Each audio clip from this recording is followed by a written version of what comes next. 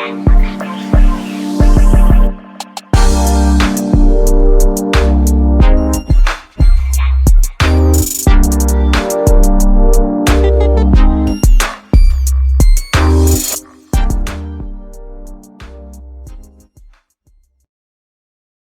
La Familia, welcome back to the channel, Laugh, Gags, and Gossip, and I am excited because we are about to slide into Friday. Make sure you have a good day. But I just wanted to bring you guys this quick story about Jeffree Star. Now, as all of you know, well, maybe not all of you guys, but you know, Jeffree Star has had a history of being accused of SA assault, physical, roughing people up and paying people hush money. And he's, just having inappropriate relationships with, various people. Now, back in 2020, there was a lot of stuff that came out about him. He apparently bought this ranch in Wyoming. They call it the Star Ranch, which is interesting because remember, Kanye West moved out there to Wyoming. Now, you guys talk about us city folks talking about we all crazy and, drug induced and all the stuff we do. But hell, when you guys get these ranches out in the middle of nowhere in all these unincorporated areas, they be doing a lot of stuff. Now, this story is reminding me of that. You remember that movie Tiger King? Like Jeffree Star has this whole ranch. Well, a TikToker has come out. The young man the person doing the TikTok is very attractive, nice makeup. I need to take some makeup tips from some of these people.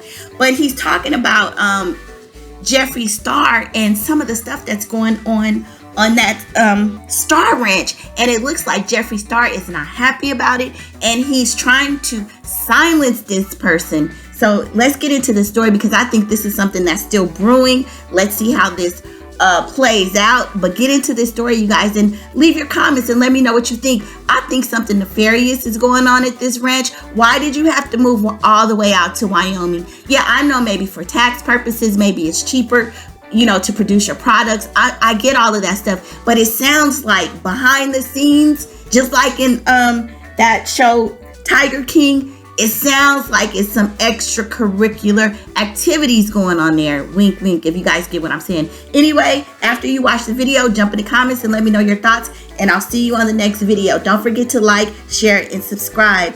Bye. Take photos of the property as there's no phones when Jeffree's around. The gates of Star Ranch, further up the...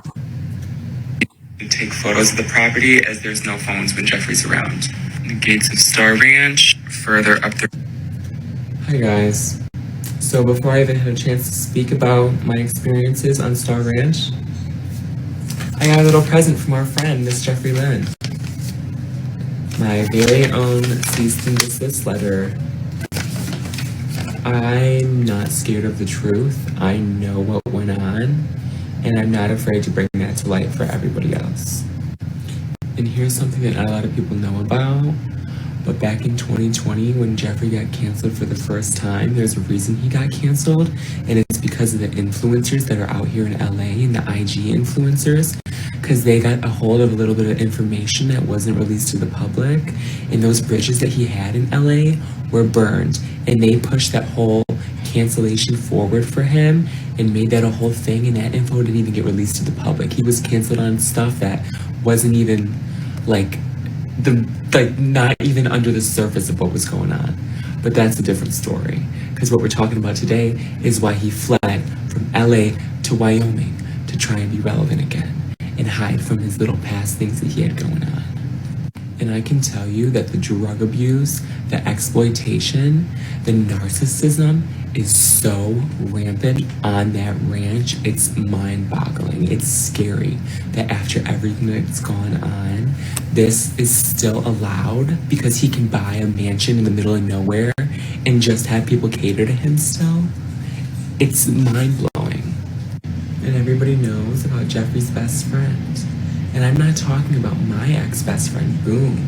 I'm talking about Jeffree's best friend, Tina, who's the reason why all of his bridges in LA are burned, why he had to flee to a ranch to be able to do what he wants and not get called out for it anymore.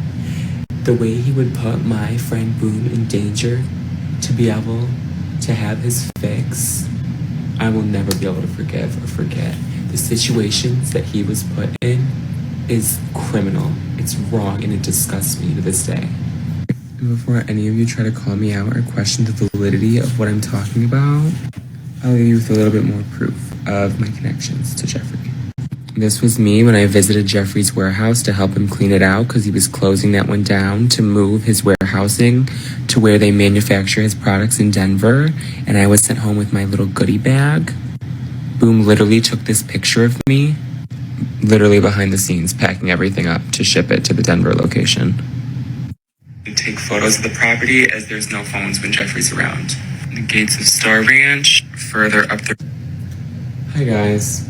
So before I even had a chance to speak about today, and I'm just gonna say it before everyone makes 10,000 fake stories about it. No, all jokes aside, I think that moving forward, healing, and mending things with people from your past is very important. So I hung out with an old friend, if you will, and we had a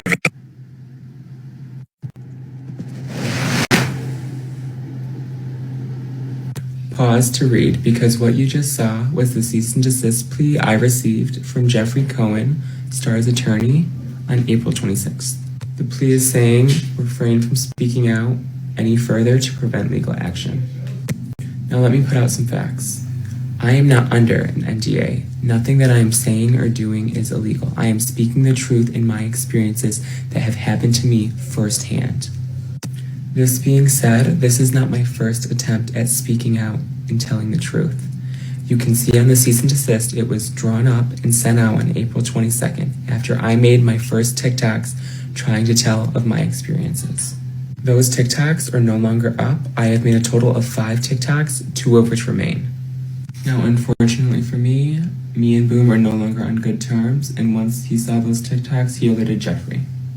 I do not believe that he is in a safe situation right now. He has detailed so many horrible, horrible things that have happened to him since going out and being on that ranch. It's overwhelming the amount of people that have reached out and confided in me with stories that are unspeakable regarding this man and how he's treated them and things that he has done to them. I'm not afraid to speak out on behalf of Boom since he can't do it himself. I understand a lot of you are not happy with the way I have been having to release information of telling my experiences and the experiences of those I was close to, but you have to understand that the situation I'm in requires me to do it this way. I'm scared for my old friend. Jeffree will stop at nothing to get what he wants in his fix, including endangering anyone around him. Tina used to arrive at Jeffree's by a guy named Switch, who would drop her off. Late one night in the beginning of January, Boom called me crying because Jeffree had a meltdown when he could no longer get a hold of Switch. He forced Boom to drive to a warehouse 2 hours outside of Casper in a town called Gillette. Boom called me sobbing the entire drive because he was so scared. It was freezing that night, and when Boom finally arrived, he was harassed. The 2 men at the warehouse made homophobic and racist remarks regarding Boom, his sexual orientation, and where he's from in Mexico. I'm out of time, but I'm going to tell my stories on live so they can't be deleted. I had to put on TikTok today, and I'm just gonna say it before everyone makes 10,000 fake stories about it. No, all jokes aside.